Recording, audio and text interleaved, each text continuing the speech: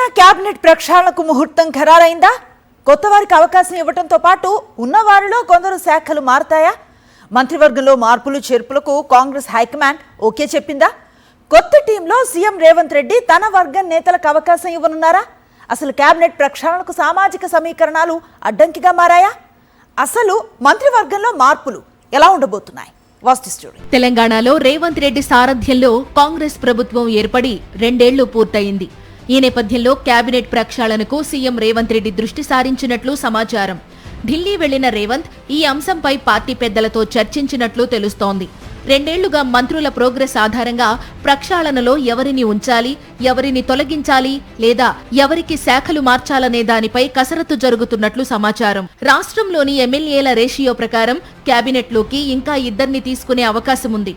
రంగారెడ్డి, నిజామాబాద్ జిల్లాలకు ఇంతవరకు మంత్రివర్గంలో చోటు దక్కలేదు.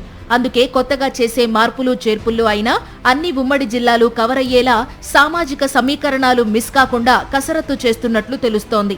ఈ దిశగానే హైకమాండ్తో చర్చలు జరుపుతున్నట్లు సమాచారం. 3 ఏళ్ల తరువాత వచ్చే అసెంబ్లీ ఎన్నికలను దృష్టిలో ఉంచుకుని ఈసారి కేబినెట్ కూర్పు చేస్తారని గాంధీ భవన్ వర్గాల సమాచారం. ప్రస్తుత మార్పులు చేర్పుల్లో సీఎం రేవంత్కు పూర్తి స్వేచ్ఛ ఇచ్చినట్లు చెబుతున్నారు. ప్రస్తుత కేబినెట్లో నుంచి 1-2 తొలగించాలని సీఎం నిర్ణయించుకుంటే వారికి పార్టీలో ప్రాధాన్యత ఉన్న పదవి ఇవ్వాలని హైకమాండ్ డిసైడ్ అయినట్లు తెలుస్తోంది. కసరత్తు ఒక కొలిక్కి వచ్చినందునే ఢిల్లీలో మాట్లాడుతూ పీసీసీ చీఫ్ ప్రక్షాళనపై స్పష్టత ఇచ్చారని అంటున్నారు. కేబినెట్ ప్రక్షాళనకు సామాజిక సమీకరణాలు అడ్డంకిగా మారాయనే టాక్ వినిపిస్తోంది. ప్రస్తుత మంత్రివర్గంలో బంజారాలకు అవకాశం ఇవ్వకపోవడంతో ఆ వర్గం నుంచి అసంతృప్తి వ్యక్తమవుతోంది. ఈ నేపథ్యంలో ఉమ్మడి జిల్లాలు సామాజిక సమీకరణాలు ఎలా వర్కౌట్ చేయాలా అని తలలు పట్టుకుంటున్నారట హస్తం నేతలు. గతంలో మంత్రి పదవి కోసం తీవ్రంగా ప్రయత్నించిన ప్రేమసాగర్ రావుకు కార్పొరేషన్ పదవి, సుదర్శన్ రెడ్డికి ప్రభుత్వ సలహాదారు పదవి ఇచ్చారు. దీంతో ప్రక్షాళనలో మార్పులు ఎలా ఉంటాయా అనే చర్చ జరుగుతోంది.